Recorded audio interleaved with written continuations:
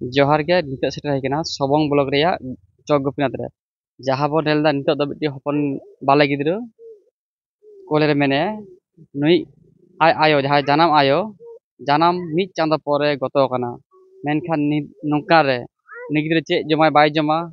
ओना खातिर ना जहां आपात मेने पारगा महल साला जोगाजोग काते तेहन सबंग रिन पारगा महल तेहन सेटे काते नोआ अतु रे नी गिद्रे के आया माने जमा जहां मेना ᱚᱱᱟ ᱡᱚᱢᱟᱜ ᱡᱚᱛᱚᱠᱷᱚᱱ ᱫᱟᱠᱟ ᱵᱟᱭ ᱡᱚᱢᱟ ᱛᱚᱛᱚᱠᱷᱚᱱ ᱫᱷᱟᱹᱨᱤᱡ ᱚᱱᱟ ᱡᱚᱢᱟᱜ ᱵᱮᱵᱚᱥᱛᱷᱟ ᱥᱟᱶᱛᱮ ᱨᱩᱣᱟᱹ ᱦᱟᱹᱥᱩ ᱨᱮᱭᱟᱜ ᱡᱟᱦᱟᱸ ᱠᱤᱪᱷᱩ ᱫᱚᱨᱠᱟᱨᱚᱜᱼᱟ ᱥᱚᱨᱠᱟর ᱯᱟᱦᱴᱟ ᱠᱷᱚᱱ ᱡᱟᱛᱮ ᱜᱚᱲᱚ ᱠᱚ ᱧᱟᱢ ᱢᱟ ᱚᱱᱟ ᱠᱚ ᱵᱮᱵᱚᱥᱛᱷᱟ ᱨᱮ ᱛᱟᱦᱮᱱ ᱦᱚᱲ ᱢᱩᱞᱩᱠ ᱯᱟᱨᱜᱟᱱᱟ ᱵᱟᱵᱟ ᱯᱳᱭᱞᱳᱛᱮ ᱥᱟᱱᱟᱢ ᱠᱚᱜᱮ ᱡᱚᱦᱟᱨ ᱟᱫᱚ ᱛᱮᱦᱮᱧ ᱫᱚᱞᱮ ᱥᱮᱴᱮᱨ ᱟᱠᱟᱱᱟ ᱪᱚᱠ ᱜᱳᱯᱤᱱᱟᱛᱷ ᱟᱛᱳ ᱨᱮ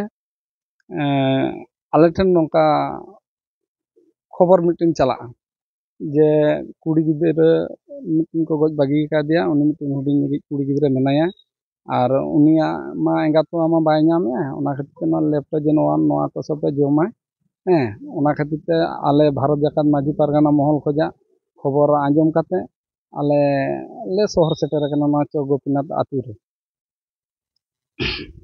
ᱪᱮᱫ ᱪᱮᱫ ᱜᱚᱲᱚ ᱯᱮ ᱮᱢ ᱮᱫᱟ ᱯᱟᱨᱜᱟᱱᱟ ᱢᱚᱦᱚᱞ ᱯᱟᱦᱴᱟ ᱠᱷᱚᱱ ᱟᱞᱮ ᱯᱟᱨᱜᱟᱱᱟ ᱢᱚᱦᱚᱞ ᱠᱷᱚᱡᱟᱜ ᱟᱞᱮ ᱩᱱᱤ ᱜᱤᱫᱽᱨᱟᱹᱣᱟᱜ ᱡᱟᱦᱟᱸ ᱡᱚᱢᱟᱜ ᱚᱱᱟ ᱠᱚ ᱟᱞᱮ ᱛᱮᱦᱮᱧ ᱞᱮ ᱟᱹᱜᱩ ᱦᱚᱴᱚ ᱠᱟᱫᱟ ᱟᱞᱮ ᱱᱚᱣᱟ ᱵᱟᱨᱛᱟ ᱟᱞᱮ ᱞᱮ ᱫᱚᱦᱚᱭᱮᱜᱼᱟ ᱡᱟᱛᱮ ᱯᱨᱚᱥᱟᱥᱚᱱ ᱠᱚᱴᱷᱮᱱ ᱦᱚᱸ ᱱᱚᱣᱟ ᱵᱟᱨᱛᱟ ᱟᱞᱮ ᱞᱮ ᱵᱷᱮᱡᱟᱭᱟ ᱡᱟᱛᱮ ᱱᱩᱭ ᱠᱩᱲᱤ ᱜᱤᱫᱽᱨᱟᱹ ᱦᱟᱸᱜ ᱡᱟᱛᱮ ᱡᱚᱢᱟᱜ ko ᱟᱨ ᱮᱵᱚᱝ ᱵᱟ ᱢᱟᱱᱮ ᱡᱟᱦᱟᱸ ᱤᱭᱟᱹ ᱠᱚ ᱞᱟᱜᱟᱜᱼᱟ ᱱᱚᱣᱟ ᱠᱚ ᱡᱟᱛᱮ ᱯᱨᱚᱥᱟᱥᱚᱱ ᱴᱷᱮᱱ ᱞᱮ ᱵᱟᱨᱛᱟ ᱞᱮ ᱵᱷᱮᱡᱟᱭᱟ ᱡᱟᱛᱮ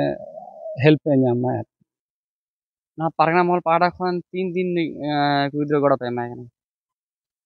ᱛᱮᱦᱮᱧ ᱫᱚ ᱪᱚᱠ ᱜᱳᱯᱤᱱᱟᱛᱷ ᱟᱛᱳ ᱨᱮ ᱠᱷᱚᱵᱚᱨ ᱧᱟᱢ ᱥᱚᱸᱜᱮ ᱛᱚᱨᱟᱜᱮ ᱟᱞᱮ ᱫᱚ ᱦᱚᱸᱜᱼᱚᱭ ᱯᱳᱭᱞᱳ ᱞᱮ ᱦᱮᱡ ᱟᱠᱟᱱᱟ ᱟᱫᱚ ᱟᱞᱮᱭᱟᱜ ᱵᱟᱨᱛᱟ ᱫᱚ ᱱᱚᱜᱼᱚ ᱱᱚᱝᱠᱟ ᱡᱟᱦᱟᱸ ᱠᱚᱨᱮ ᱜᱮ ᱱᱚᱝᱠᱟ ᱨᱮᱸᱜᱮᱡ ᱚᱨᱮᱡ ᱦᱚᱲ ᱠᱚ ᱢᱮᱱᱟᱜ ᱠᱚᱣᱟ ᱱᱚᱜᱼᱚ ᱱᱚᱝᱠᱟ ᱜᱮ ᱯᱚᱨᱤᱥᱮᱵᱟ ᱞᱮ ᱮᱢᱟ ᱠᱚ ᱠᱟᱱᱟ ᱡᱮᱢᱚᱱ ᱚᱱᱮ ᱠᱚᱭᱮᱠ ᱫᱤᱱ ᱢᱟᱲᱟᱝ ᱨᱮᱜᱮ ᱟᱞᱮ ᱱᱚᱣᱟ ᱫᱩᱨᱜᱟᱹᱯᱩᱨ ᱟᱛᱳ ᱯᱳᱞ ᱜᱷᱩᱴᱩ ᱥᱩᱨ ᱴᱷᱮᱱ ᱚᱸᱰᱮ ᱦᱚᱸ ᱟᱞᱮ ᱵᱷᱟᱨᱚᱛ ᱡᱟᱠᱟᱛ ᱢᱟᱹᱡᱷᱤ ᱯᱟᱨᱜᱟᱱᱟ ᱢᱚᱦᱚᱞ ᱠᱷᱚᱡᱟᱜ ᱜᱚᱲᱚ ᱥᱚᱯᱚᱦᱚᱫ ᱞᱮ ᱮᱢ ᱟᱠᱟᱫ ᱠᱚᱣᱟ ᱛᱟᱨᱯᱚᱨᱮ ᱦᱚᱸᱜᱼᱚ ᱱᱚᱝᱠᱟᱱ ᱜᱚᱲᱚ ᱥᱚᱯᱚᱦᱚᱫ ᱟᱞᱮ ᱡᱩᱫᱤ ᱠᱷᱚᱵᱚᱨ ᱞᱮ ᱟᱸᱡᱚᱢ ᱧᱟᱢᱟ ᱡᱟᱦᱟᱸ ᱨᱮᱜᱮ ᱟᱞᱮ ᱫᱚ ᱥᱮᱱ ᱠᱟᱛᱮ ᱜᱚᱲᱚ ᱥᱚᱯᱚᱦᱚᱫ ᱞᱮ ᱮᱢᱟ ᱦᱟᱠᱚᱣᱟ ᱦᱩᱰᱤᱧ ᱢᱟᱹᱭ ᱜᱤᱫᱽᱨᱟᱹ 3 ᱫᱤᱱ ᱜᱚᱲᱚ ᱯᱮ ᱮᱢᱟᱭ ᱠᱟᱱᱟ ᱯᱟᱨᱜᱟᱱᱟ ᱢᱚᱦᱚᱞ ᱠᱷᱚᱱ ᱡᱚᱛᱚ ᱵᱷᱳᱨ ᱵᱟᱭ ᱦᱟᱨᱟᱜᱼᱟ ᱛᱚᱛᱚ ᱵᱷᱳᱨ ᱫᱚ ᱦᱟᱸᱜ ᱜᱚᱲᱚ ᱥᱚᱯᱚᱦᱚᱫ ᱫᱚ ᱦᱟᱸᱜ ᱞᱮ ᱮᱢᱟᱭ ᱠᱟᱱᱟ ᱵᱷᱟᱨᱚᱛ ᱡᱟᱠᱟᱛ ᱢᱟᱹᱡᱷᱤ ᱯᱟᱨᱜᱟᱱᱟ ᱢᱚᱦᱚᱞ ᱠᱷᱚᱱᱟᱜ ᱚᱠᱟ ᱯᱟᱦᱴᱟ ᱠᱷᱚᱱ ᱱᱚᱣᱟ ᱫᱚ ᱱᱚᱣᱟ ᱫᱚ ᱥᱚᱵᱚ ᱢᱩᱞᱩᱠ ᱯᱟᱦᱴᱟ ᱠᱷᱚᱱᱟᱜ মনোরঞ্জন মুর্মুয়াᱜ হান্ড্রেড আমার নাম আকাশ হেমব্রম আচ্ছা আজকে দেখলাম আমরা সবাই চলে যাচ্ছি এটা কে হয় উনি আমার মেয়ে হয়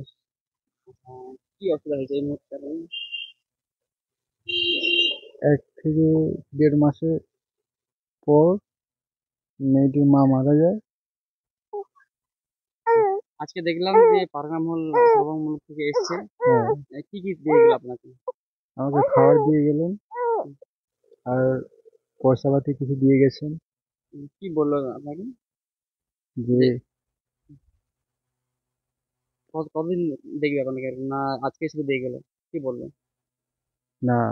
ভবিষ্যতেও দেখবে এবং ডাক্তার চিকিৎসা ছোট থেকে বড় পর্যন্ত ওনারাই দেখবেন বললো আপনার নাম আমার নাম আকাশ হেমব্রম মেয়েটার নাম অঙ্কিতা হেমব্রম ᱟᱹᱞᱤᱧᱟᱜ ᱧᱩᱛᱩᱢ ᱫᱚ ᱦᱩᱭᱩᱜ ᱠᱟᱱᱟ ᱵᱩᱞᱴᱤ ᱢᱩᱨᱢᱩ ᱱᱚᱣᱟ ᱜᱮᱞᱮ ᱱᱮᱦᱚᱨ ᱠᱟᱛᱮ ᱞᱮ ᱢᱮᱛᱟᱜ ᱠᱚ ᱛᱟᱦᱮᱸᱱᱟ ᱯᱟᱨᱜᱟᱱᱟ ᱢᱚᱦᱚᱞ ᱨᱮ ᱡᱮ ᱟᱞᱮ ᱢᱤᱫᱴᱮᱱ ᱠᱩᱲᱤ ᱜᱤᱫᱽᱨᱟᱹ ᱴᱩᱣᱟᱹᱨ ᱟᱠᱟᱱᱟ ᱟᱨ ᱩᱱᱤ ᱦᱚᱢᱚᱱᱤᱧ ᱠᱚᱲᱟ ᱵᱟᱹᱦᱩ ᱫᱚ ᱱᱩᱭ ᱜᱤᱫᱽᱨᱟᱹ ᱨᱮ ᱮᱸᱜᱟᱛᱮᱫ ᱫᱚ ᱨᱩᱣᱟᱹᱛᱮ ᱵᱚᱸᱜᱟ ᱛᱟᱞᱟ ᱟᱠᱟᱱᱟ ᱱᱩᱭᱟᱜ ᱩᱢᱟᱹᱨ ᱫᱚ ᱛᱚᱠᱷᱚᱱ ᱫᱚ 1 ᱪᱟᱸᱫᱳ 10 ᱫᱤᱱ ᱟᱫᱚ ᱡᱚᱢᱟᱜ ᱛᱮ ᱠᱷᱩᱵ ᱜᱮᱠᱚ ᱦᱟᱨᱠᱮᱛᱚᱜ ᱠᱟᱱᱟ ᱟᱫᱚ ᱦᱚᱢᱚᱱᱤᱧ ᱠᱚᱲᱟ ᱛᱟᱠᱚ ᱜᱮ ᱯᱟᱨᱜᱟᱱᱟ ᱢᱚᱦᱚᱞ ᱥᱮᱱ ᱠᱟᱛᱮ ᱫᱟᱨᱚᱥᱛᱚᱭᱱᱟ ᱠᱚ ᱡᱮ ᱟᱞᱮ ᱢᱟ ᱨᱮᱸᱜᱮᱡ ᱜᱮᱭᱟᱞᱮ ᱟᱨ ᱱᱩᱭ ᱜᱤᱫᱽᱨᱟᱹ ᱪᱮᱫ ᱞᱮᱠᱟ ᱞᱮ ᱡᱚᱢᱟᱜ ᱠᱚ ᱵᱟᱞᱮ ᱴᱷᱤᱠ ᱴᱷᱟᱠ ᱵᱟᱞᱮ ᱮᱢ ᱫᱟᱲᱮᱭᱟᱭ ᱠᱟᱱᱟ ᱟᱨ ᱚᱱᱟᱛᱮ ᱥᱮᱱ ᱠᱟᱛᱮ ᱠᱚ ᱢᱮᱛᱟᱜ ᱠᱚᱛᱮ ᱛᱮᱦᱮᱧ ᱯᱟᱨᱜᱟᱱᱟ ᱢᱚᱦᱚᱞ ᱠᱷᱚᱱᱟᱜ ᱯᱟᱨᱜᱟᱱᱟ ᱵᱟᱵᱟ ᱛᱟᱠᱚ ᱠᱚ ᱦᱮᱡ ᱠᱟᱛᱮ ᱡᱚᱢᱟᱜ ᱠᱚ ᱟᱨ ᱴᱟᱠᱟ ᱯᱩᱭᱥᱟᱹ ᱠᱚ ᱚᱨᱛᱷᱚ ᱫᱤᱠ ᱫᱤᱭᱮ ᱠᱚ ᱥᱟᱦᱟᱡᱽᱡᱚ ᱠᱚ ᱮᱢ ᱦᱚᱴᱚ ᱟᱫᱤᱧᱟ